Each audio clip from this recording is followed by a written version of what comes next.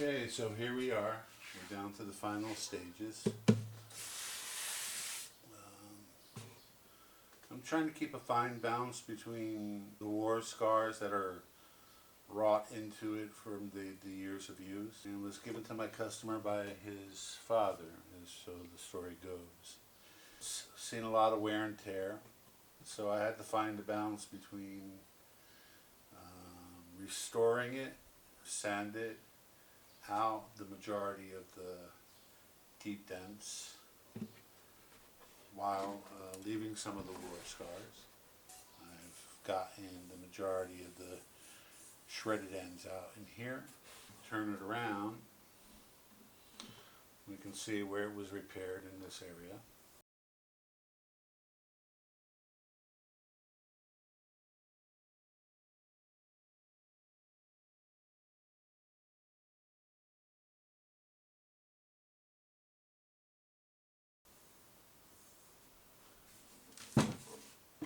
Here, which I started touching up, this is slowly disappearing. What I did was I put down a dark walnut stain first to grab a hold of the wood grains.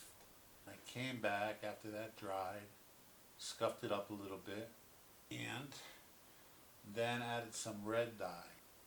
I just like to use these to scuff any imperfections and do it lightly.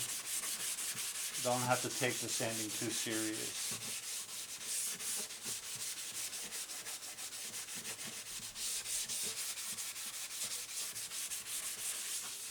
If you look here, we did a real nice job. We got all that chipping out here, built up the CA glue here, so it's almost like a clear finish. And we got all them that all chipped away these layers of the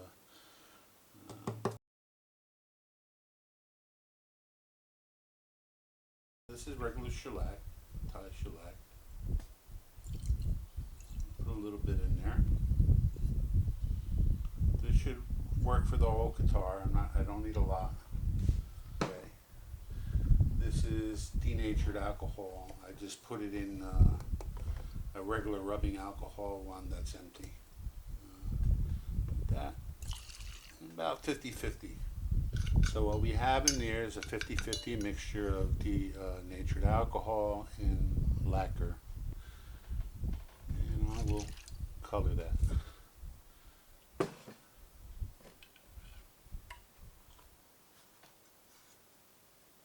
that in there. And there we go.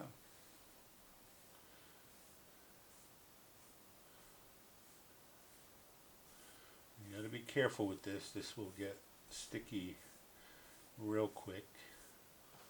It's a nice thing about working with shellac. It dries very, very quickly. And you can come back up, do the same thing. You can do that as many times as you like.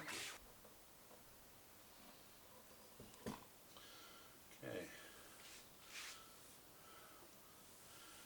Can you see?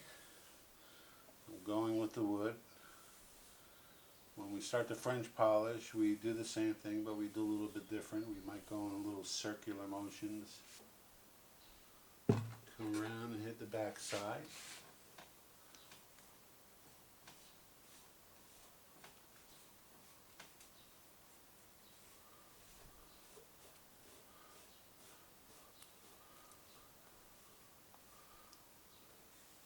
Careful you don't have anything go over and hit the front. Not that it can't be fixed, it just makes life harder.